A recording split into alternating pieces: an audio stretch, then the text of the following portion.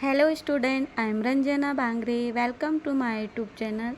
Student, आज मैं लेकर आई हूँ छत्तीसगढ़ शिक्षक परीक्षा, ये जो 2026 में होने वाली है। ये सॉल्व पेपर है 2019 का। विषय है बाल विकास एवं शिक्षा शास्त्र। तो ये 2019 में आए हुए इम्पोर्टेंट क्वेश्चन है प्रीवियस ईयर के, और ऐसे क्वेश्चन रिपीट भी किए जा सकते हैं और बहुत ही इम्पोर्टेंट क्वेश्चन है। तो देखते हैं बाल विकास एवं शिक्षा शास्त्र से कुछ इम्पोर्टेंट एमसीक्यू।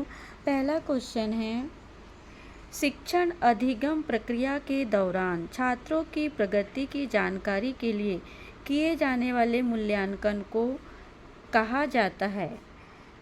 शिक्षण अधिगम प्रक्रिया के दौरान छात्रों की प्रगति की जानकारी के लिए किए जाने वाले मूल्यांकन को क्या कहा जाता है?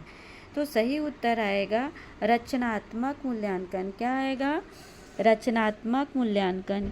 ये जो मूल्यांकन होता है, इसके अंतर्गत शिक्षक जो है ना, अध्यापन के दौरान यह जांच करते हैं कि बच्चों के अभिवृत्ति या ज्ञान को किस सीमा तक प्राप्त किया है बच्चों ने, है ना। और ये अध्याय के बीच बीच में किया जाता है, जिसमें शिक्षक तथा बच्चों का अधिगम संबंधित कठिनाइयों को जानने तथा उसका उपचार शिक्षण द्वारा कठिनाइयों को दूर करने की सहायता मिलती है। तो ये रचनात्मक मूल्यांकन है। Option B is the correct answer. Question second, अधिगम क्या है? तो अधिगम जो है, इसमें सही उत्तर आएगा व्यवहार में अपेक्षाकृत स्थायी परिवर्तन। ये भी अच्छा, इसमें पूरे आएंगे। अधिगम का मतलब है व्यवहार में परिवर्तन, अनुभव एवं अभ्यास का परिणाम, व्यवहार में अपेक्षाकृत स्थायी परिवर्तन, उपयुक्त सभी। तो option D is correct answer. तो अधिगम क्या है, ये मैं आपको बता रही हूँ। अधिगम एक जो है ना, सतत एवं निरंतर चलने वाली प्रक्रिया है, जिसके द्वारा हम ज्ञान अर्जित करते हैं या जिससे हम व्यवहार में अपेक्षाकृत स्थायी परिवर्तन होते हैं। सामान्यतः अधिगम हमारे अनुभव एवं अभ्यास का ही परिणाम होता है। मतलब हम जो अभ्यास करते हैं, जो अनुभव करते हैं, उसका ही परिणाम क्या कहलाता है? अधिगम कहलाता है, जो व्यक्तित्व के सर्वांगीण विकास में सहायक होता है। ठीक है, तो अधिगम जो है व्यवहार में परिवर्तन, अनुभव में अभ्यास का परिवर्तन, है ना, परिणाम, और ये व्यवहार में अपेक्षित स्थायी परिवर्तन, ये सभी आएंगे अधिगम के अंतर्गत। Option D is the correct answer. Question 3 देखते हैं। एक प्रभावी विद्यालय अभ्यास है। तो एक प्रभावी विद्यालय अभ्यास क्या है? निरंतर तुलनात्मक मूल्यांकन, शारीरिक दंड या प्रतिस्पर्धी कक्षा या व्यक्तिगत शिक्षा। तो सही उत्तर आएगा ऑप्शन डी। एक प्रभावी विद्यालय अभ्यास क्या है? निरंतर तुलनात्मक मूल्यांकन करना भी, शारीरिक दंड, प्रतिस्पर्धी कक्षा और व्यक्तिगत शिक्षा। तो option D is correct answer. ठीक है, एक प्रभावी विद्यालय अभ्यास में व्यक्तिगत शिक्षा को विशेष महत्व दिया जाता है। ठीक है, इसमें छात्रों की व्यक्तिगत विभिन्नताओं का सम्मान करते हुए उनकी अभिरुचियों, है ना, उनकी अभिवृत्ति और योग्यता, उनकी क्षमता आदि को ध्यान में रखकर शिक्षण कार्य किया जाता है। ठीक है, जिससे प्रत्येक बालक को स्वगति से आगे बढ़ने के पर्याप्त अवसर मिलते हैं। तो इस option D is correct answer. Question 4 देखते हैं। बालकों की वृद्धि एवं विकास के अध्ययन का सबसे अच्छा तरीका क्या है? ऑप्शन दिए हुए निगमनात्मक विधि, तुलनात्मक विधि, विकासात्मक विधि या सांख्यिकी विधि। तो इसमें सही उत्तर आएगा सी, विकासात्मक विधि। बालकों की वृद्धि एवं विकास के अध्ययन का सबसे अच्छा तरीका क्या है? विकासात्मक विधि। ठीक है, बालकों की वृद्धि एवं विकास के अध्ययन की सबसे अधिक अच्छी विधि है विकासात्मक विधि, जिसमें क्या होता है? मानव विकास की विभिन्न अवस्थाओं, जैसे शैशवावस्था, है ना, बाल्यावस्था एवं किशोरावस्था आदि के विभिन्न पक्षों, जैसे बच्चों का शारीरिक विकास के बारे में, बच्चों का मानसिक विकास, संवेगात्मक, सामाजिक एवं सांस्कृतिक विकास आदि का अध्ययन किया जाता है। तो option C is the correct answer. Question 5, निम्न में से क्या बच्चों के सोचने एवं सीखने के अनुकूल वातावरण है? तो तो सही उत्तर आएगा ऑप्शन डी, निर्णय लेने की अनुमति देना, है ना। बच्चों को निर्णय लेने की अनुमति देना, ये किसके अंतर्गत आएगा? बच्चों के सोचने एवं सीखने के अनुकूल वातावरण, ठीक है। क्योंकि क्या होता है, छात्रों को मतलब ये सीखना है कि कैसे सीखना है कि विषय में उन्हें पर्याप्त निर्णय लेने की अनुमति देना, कक्षा में लोकतांत्रिक वातावरण का निर्माण करना ताकि बच्चे अपने अधिगम को स्वयं निर्देशित करने एवं आवश्यकता अनुसार शिक्षकों से प्रश्न पूछने के लिए स्वतंत्र हो। अगर बच्चों को स्वतंत्रता नहीं मिलेगी तो उनके मन में जो भी प्रश्न हैं, जो भी पढ़ाई से रिलेटेड या जो भी उनके मन में डाउट है वो टीचर से अच्छे से नहीं पूछ पाएंगे। तो इसलिए शिक्षकों से पूछने के लिए स्वतंत्र हो, बच्चों के सोचने एवं सीखने की अनुकूल वातावरण के लिए उपयुक्त होगा, ठीक है। तो option D is the correct answer, निर्णय लेने की अनुमति देना। क्वेश्चन 6, यह सामान्य प्रकृति में वितरित है, यह कथन संबंधित है। तो ये कथन संबंधित है बुद्धि से, ठीक है। Option C is the correct answer.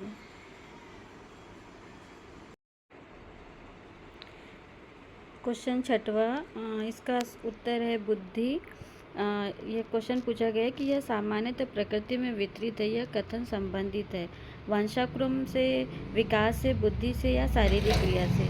तो सही उत्तर आएगा बुद्धि से, क्योंकि ये घटक जो है वंशानुक्रम तथा वातावरण दोनों का संयुक्त उत्पाद है जो आयु के साथ साथ बढ़ता है तथा इसकी उद्वार वृद्धि जो होती है सामान्यतः 16 से 20 वर्ष की आयु में समाप्त हो जाती है। बुद्धि व्यक्ति समस्याओं का समाधान करने तथा कुछ सीखने या उद्देश्यों को प्राप्त करने तथा समायोजन आदि करने में सक्षम बनाती है। बुद्धि के द्वारा ही हम समस्याओं का समाधान कर सकते हैं, है ना। तो सही उत्तर आएगा बुद्धि, ऑप्शन सी। क्वेश्चन 7, अधिग्रहण का सिद्धांत है। ऑप्शन दिए हुए छात्रों को निर्देश देना, अभ्यास करवाना, अनुकरण करना या उपयुक्त में से कोई नहीं। तो सही उत्तर आएगा अनुकरण करना या अनुकरण कराना। अधिग्रहण का सिद्धांत क्या है? अनुकरण कराना। छात्रों को अधिगम हेतु प्रोत्साहित करना अभिप्रेरणा का सिद्धांत है। क्या करना? छात्रों को अधिगम हेतु प्रोत्साहित करना, जिसमें बालक सक्रिय रूप से क्या करता है? अधिगम प्रक्रिया में भाग लेकर वांछित उद्देश्यों की प्राप्ति सहजता से कर लेता है, ठीक है। तो option C is the correct answer. Question 8, प्रशिक्षण के दौरान व्यवहार को सही करने की प्रक्रिया है शिक्षण, अधिगम, अधिग्रहण या निर्देश। तो सही उत्तर आएगा शिक्षण, ठीक है। परीक्षण के दौरान किसी प्रतिभागी के व्यवहार में होने वाले त्रुटियों को जानकर उन्हें सही करने की प्रक्रिया को ही अधिगम प्रक्रिया के रूप में जाना जाता है ना।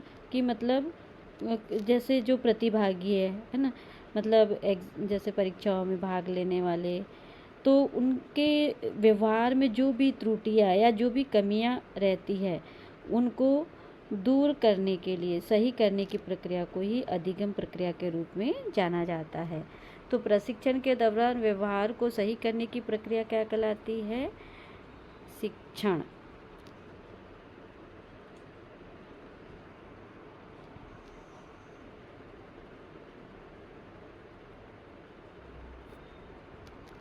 अगला क्वेश्चन देखते हैं, क्वेश्चन 9, विद्यालय आधारित मूल्यांकन मुख्यतः आधारित है। तो सही ऑप्शन आएगा शिक्षण द्वारा सुधार, ऑप्शन ए। विद्यालय आधारित मूल्यांकन मुख्यतः आधारित किससे है? शिक्षण द्वारा सुधार, ठीक है।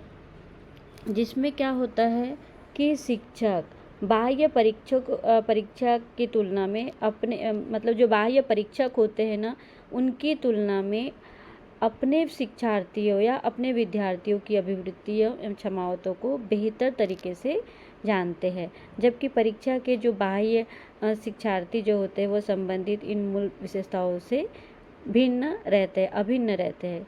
किंतु जो छात्रों द्वारा हर संभव प्रयास में उच्च ग्रेड प्राप्त करना तथा आकलन का बहुत अधिक किफ़ायती होना, ये विद्यालय आधारित मूल्यांकन के उद्देश्य नहीं होते। तो विद्यालय आधारित मूल्यांकन मुख्यतः आधारित किससे होते हैं? शिक्षण द्वारा सुधार। क्वेश्चन 10, सामाजिक रूप से विचलित व्यक्ति समाजीकरण नहीं होता, मानदंडों का उल्लंघन करता है, सही रास्ते से भटकता है, नियमों का पालन नहीं करता। तो सामाजिक रूप से विचलित व्यक्ति जो होता है मानदंडों का उल्लंघन करता है। Option B is correct answer, क्योंकि वे सामाजिक मापदंड के अनुसार अनुरूप व्यवहार नहीं करते तथा सामाजिक मूल्यों, सिद्धांतों एवं विश्वासों से सरोकार नहीं रखते। उनको कोई मतलब नहीं रहता सामाजिक सिद्धांतों से, मूल्यों से, है ना। तो ये वे क्या करते? मानदंडों का उल्लंघन करते, सामाजिक रूप से विचलित व्यक्ति। क्वेश्चन 11, समावेशी कक्षा में बच्चे। ऑप्शन है विविध क्षमताओं की वृद्धि होती है, सामाजिक कौशल होता है, नैतिक विकास है, उपयुक्त सभी। तो उपयुक्त सभी आएगा, ऑप्शन डी। समावेशी कक्षा में बच्चे, विविध क्षमताओं की वृद्धि होती है, सामाजिक कौशल बढ़ता है, नैतिक विकास होता है, ये उपयुक्त सभी आएगा। 12वां क्वेश्चन देखते हैं, शिक्षक तब तक नहीं सिखा सकते जब तक उद्देश्य का के अनुसार न पढ़ाए, विषय ज्ञान न हो, बच्चे तैयार न हो, प्रशिक्षण न हो। तो बच्चे तैयार न हो तब तक शिक्षक सिखा नहीं सकते, मतलब बच्चों की रुचि भी होना चाहिए, है ना। शिक्षक मतलब तब तक नहीं पढ़ा सकते जब तक कि वे सीखने के लिए मानसिक रूप से तैयार नहीं होते। कौन? स्टूडेंट, क्योंकि अधिगम एक बौद्धिक क्रिया है और जिसमें शिक्षार्थियों को सक्रिय भागीदारी अत्यंत आवश्यक है तथा उनके मानसिक रूप से सीखने के लिए भी तैयार होने की स्थिति शिक्षक कभी कभी उन्हें सिखा नहीं सकता। क्वेश्चन 13, व्यक्तिगत शिक्षा कार्यक्रम आधारित होना चाहिए, छात्र की आवश्यकताओं पर, पूर्व निर्धारित पाठ्यक्रम पर, संसाधनों पर या शिक्षक की इच्छा पर। तो सही उत्तर आएगा छात्र की आवश्यकताओं पर। व्यक्तिगत शिक्षा कार्यक्रम आधारित किस पर होना चाहिए? छात्र की आवश्यकताओं पर, है ना, क्योंकि व्यक्तिगत शिक्षा कार्यक्रम पूर्ण रूप से छात्रों की आवश्यकता पर आधारित होना चाहिए। इनका निर्धारण छात्रों के स्तर, उनके अभिरुचि और उनकी क्षमता और उनकी योग्यता को ध्यान में रखकर किया जाना चाहिए कि बच्चों को किस ढंग से पढ़ाना चाहिए, उनको क्या ज़रूरी है, पुस्तक, कॉपी, समय, है ना, उनकी इच्छा, उनके रुचि के अनुसार ही व्यक्तिगत शिक्षा कार्यक्रम आधारित होना चाहिए। तो option A is the correct answer, छात्रों की आवश्यकताओं पर। क्वेश्चन 14, मानसिक विकास का कारण नहीं है, तो इसका सही उत्तर आएगा ऑप्शन ए। मानसिक विकास का कारण क्या नहीं है? शारीरिक विकास। ऑप्शन ए सही आएगा। मानसिक विकास से आशय क्या होता है? बालक उन सभी मानसिक योग्यताओं एवं क्षमताओं में वृद्धि एवं विकास से है जिनके परिणाम स्वरूप वे अपने वातावरण के समायोजन करने तथा विभिन्न प्रकार की समस्याओं के समाधान में सक्षम होते हैं। क्वेश्चन 15, ADHD के बच्चों में कमी होती है, ध्यान की, स्मृति की, निर्णय की, सोच की। तो सही आंसर आएगा ध्यान की। ठीक है, इसका क्या आएगा? ADHD मतलब अटेंशन, इसका फुल फॉर्म है attention deficient hyper activity disorder, मतलब एक न्यूरो डेवलपमेंट डिसऑर्डर है ये, दिमाग से रिलेटेड न्यूरोलॉजिस्ट, है ना, न्यूरो डेवलपमेंट से ये डिसऑर्डर है और जिसमें क्या होता है, छात्र अवधान, अति सक्रिय एवं आवेग नियंत्रण से संबंधित कठिनाई अनुभव करता है। ADHD वाले जो बच्चे होते हैं सामान्यतः अन्य बच्चों की अपेक्षा कम आत्मसम्मान, तनावपूर्ण एवं मतलब शैक्षिक उपलब्धि का अनुभव नहीं कर पाते। ये विकास लड़कियों की अपेक्षा लड़कों में अधिक देखने को मिलता है। ठीक है, तो ये एक तरीके का ये डिसऑर्डर है, न्यूरो डिसऑर्डर है, न्यूरो डेवलपमेंट, जो अधिक मतलब लड़कियों की अपेक्षा लड़कों में देखने को मिलता है। तो option A is the correct answer. Question 16, सतत मूल्यांकन का अर्थ क्या है? तो सतत मूल्यांकन का अर्थ है निरंतर मूल्यांकन। ऑप्शन ए, सतत मूल्यांकन का अर्थ है निरंतर मूल्यांकन है, जिसमें क्या होता है, विद्यार्थियों के विकास के समस्त शैक्षिक एवं शैक्षिक पहलुओं पर मूल्यांकन सम्मिलित हैं। क्वेश्चन 17, कक्षा में सहयोग बढ़ाने का तरीका, प्रतियोगिता, समानता, अनुशासन या प्रयास। तो इसमें आएगा समानता। कक्षा में सहयोग बढ़ाने के लिए सभी बच्चों में समानता होना चाहिए, समानतापूर्वक टीचर को भी बच्चों को ध्यान देना चाहिए, तो इसमें आएगा समानता। क्वेश्चन 18, पियाजे के सिद्धांत का घटक नहीं है, निर्माणवाद, अनुकूलन, उद्दीपन या समायोजन। सही उत्तर आएगा उद्दीपन। उद्दीपन जो है पियाजे के सिद्धांत का घटक नहीं है। ठीक है, अगला क्वेश्चन देखते हैं। क्वेश्चन 12 वर्ष के बालक के लिए कठिनाई, समस्या समाधान, अमूर्त सोच या अनुकूलन। तो सही उत्तर आएगा अमूर्त सोच। जो 12 वर्ष के बालक होते हैं ना, 12 वर्षीय बालक का सर्वाधिक संभावना क्या होती है, साथी अनुमोदन के लिए उत्सुकता, मतलब उनको दोस्त चाहिए साथ में पढ़ने के लिए। 12 वर्षीय बालक में नैतिक सामाजिक गुणों का तीव्र विकास होने लगता है और वह समूह में रहते हुए ही सामूहिक खेलों में रुचि लेता है। मतलब उनको फ्रेंड सर्कल चाहिए, साथी चाहिए समूह में पढ़ाई करने के लिए, खेलने के लिए, है ना। तो तथा अपने समूह का सदस्य बन जाते हैं और ऐसे में उनकी साथी अनुमोदन के लिए उत्सुकता की सर्वाधिक संभावना है। तो अमूर्त सोच 12 वर्ष के लिए बालक के लिए क्या है, अमूर्त सोच, ऑप्शन सी। क्वेश्चन 20, बच्चे दूसरों के प्रति सहानुभूति रखते हैं, संवेदात्मक। बच्चे दूसरों के प्रति कौन सी सहानुभूति रखते हैं, संवेदात्मक। बच्चे जो होते हैं, एक बच्चा सदैव दूसरे बच्चों के प्रति सहानुभूति रखता है, उनमें भेदभाव की भावना नहीं होती। बच्चों जात पात ऊंच नीच ये बच्चे नहीं जानते, मतलब उनको उनमें सहानुभूति रखने की भावना होती है और वो व्यवहार उसकी संवेदात्मक आदत को दर्शाता है। क्वेश्चन 21, एनसीएफ 2005 बल देता है, किस पर बल देता है एनसीएफ 2005? ऑप्शन सी आएगा ज्ञान निर्माण पर। किस पर बल देता है, ज्ञान निर्माण पर।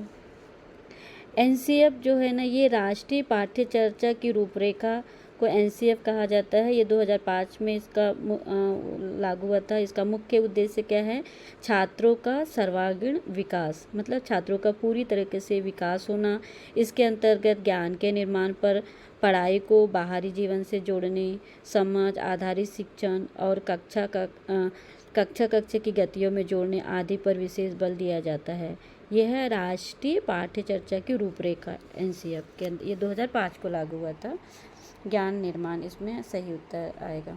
क्वेश्चन 22, सृजनात्मक प्रक्रिया क्या है? सृजनात्मक प्रक्रिया जो है इसमें सही उत्तर आएगा सोचना। क्वेश्चन 23, शिक्षण प्रभावी बनाने के लिए मानसिक विकास होना चाहिए, शारीरिक विकास, सामाजिक विकास या समग्र विकास। तो इसमें ऑप्शन डी आएगा समग्र विकास। ठीक है, और क्वेश्चन 23 जो है इसमें क्या आएगा, समग्र विकास। शैक्षिक कार्यक्रमों को प्रभावी रूप से आयोजित करने के लिए व्यक्ति की विभिन्नताओं के सामाजिक, भावनात्मक एवं मानसिक विशेषताओं को सर्वाधिक महत्व दिया जाना चाहिए। तो शिक्षण प्रभावी बनाने के लिए समग्र विकास आएगा। क्वेश्चन 24, विकलांग बच्चों की शिक्षा पृथक होती है, समावेशी, विशेष स्कूल या कोई नहीं। तो इसमें आएगा समावेशी। विकलांग बच्चों को भी समान अवसर देना चाहिए, समावेशी इसमें सही उत्तर आएगा। समावेशी शिक्षा के माध्यम से विकलांग बच्चों में शिक्षा का प्रावधान किया जा सकता है। समावेशी शिक्षा को सभी बालकों की समानता के अधिकार पर पहचानने एवं बालकों को जैसे सामान्य, विकलांग, प्रतिभाशाली सभी बच्चों को एक विशिष्ट आवश्यकताओं को ध्यान में रखकर एक साथ शिक्षा के समान अवसर प्रदान किया जाना होता है। तो विकलांग बच्चों के लिए क्या आएगा, समावेशी, ऑप्शन बी, न कि भेदभाव। क्वेश्चन 25, सामाजिक शिक्षा आधारित है। तो सामाजिक शिक्षा किस पर आधारित है, संतुलन, सहयोग, सामाजिकरण या नैतिककरण। तो सामाजिक शिक्षा सामाजिकरण पर आधारित होगी, ऑप्शन सी। क्वेश्चन 26, चिकित्सक बनने का कारण क्या है, जैविक, सामाजिक, प्राकृतिक या सभी। तो इसमें सभी आएगा, जैविक भी आएगा, सामाजिक, प्राकृतिक, सभी। ठीक है। क्वेश्चन 26 में क्या आएगा, एक चिकित्सक के पुत्र का कुशल चिकित्सक बनना सामाजिक आनुवंशिकता का उदाहरण है। बच्चे सीखते हैं केवल कक्षा में सुनकर, विविध तरीकों से या प्रेरणा से। तो विविध तरीकों से बच्चे सीखते हैं। बच्चे कई प्रकार से सीखते हैं, है ना, जैसे संज्ञात्मक रूप से तैयार होने पर, स्वाभाविक रूप से प्रेरित करने पर, और बच्चों का अधिगम मानसिक व्यग्रता की क्षमताओं पर उनको रुचि के अनुसार उनको सिखाना चाहिए। तो बच्चे जो होते हैं वे विभिन्न तरीकों से सीख सकते हैं। क्वेश्चन 28, योगात्मक मूल्यांकन क्या है? तो योगात्मक मूल्यांकन आएगा परिणाम आधारित, ऑप्शन सी। क्वेश्चन 29, बाल्यावस्था की विशेषता नहीं है, जिज्ञासा, अनुकरण, खेल या उदासीनता। तो इसमें सभी आएगा। जिज्ञासा, बाल्यावस्था में जिज्ञासा भी होती है बच्चों को, नए नए शब्दों को जानने का, नए नए चीज़ों को समझने की, सीखने की। अनुकरण, खेलने की भी जिज्ञासा होती है, बच्चे बाल्यावस्था में खेलते बहुत है। उदासीनता, तो ये सभी ऑप्शन आएंगे ऑप्शन 29 में। ठीक है। सामान्यतः बाल्यावस्था 5 से 12 वर्ष की अवस्था को बाल्यावस्था कहा जाता है ना। 5 से जो 12 वर्ष के जो बच्चे होते हैं वो बाल्यावस्था में माने जाते हैं। और इस अवस्था में जो होते हैं ना बच्चे, अनोखा काल रहता है इनको, मतलब नए नए चीज़ें सीखना, जिज्ञासु प्रकृति, कोई चीज़ को जानने की जिज्ञासा होना, है ना, वास्तविक जगत से संबंध एवं सामूहिक खेलों में रुचि आदि, ये बाल्यावस्था की विशेषता है। किंतु ध्यान की प्रक्रिया इसमें संबंधित नहीं है। मतलब छोटे बच्चे ध्यान कहाँ मतलब ध्यान केंद्रित करते हैं, है ना। तो ये 3 से 12 वर्ष के बच्चे बाल्यावस्था में आते हैं। तो ये सारे जो विशेषता है एक छोटे बच्चे में रहेंगे, जिज्ञासा, अनुकरण, खेल, उदासीनता। क्वेश्चन 30, उद्देश्यपरक मूल्यांकन। उद्देश्यपरक मूल्यांकन तनाव, प्रक्रिया, अंत में या तुलना में। तो सही उत्तर आएगा प्रक्रिया। तो स्टूडेंट ये थे शिक्षक भर्ती 2019 के सॉल्व पेपर है ये, और ये ऐसे क्वेश्चन एग्ज़ाम में आते हैं। Thank you for watching my video guys. अगर मेरा वीडियो तो अच्छा लगे तो प्लीज़ लाइक कीजिएगा, शेयर कीजिएगा और मेरे चैनल को सब्सक्राइब कीजिएगा, ताकि मैं आगे के वीडियो भी डालूँ और आप लोग के पास पहुँचे। Thank you for watching my video guys.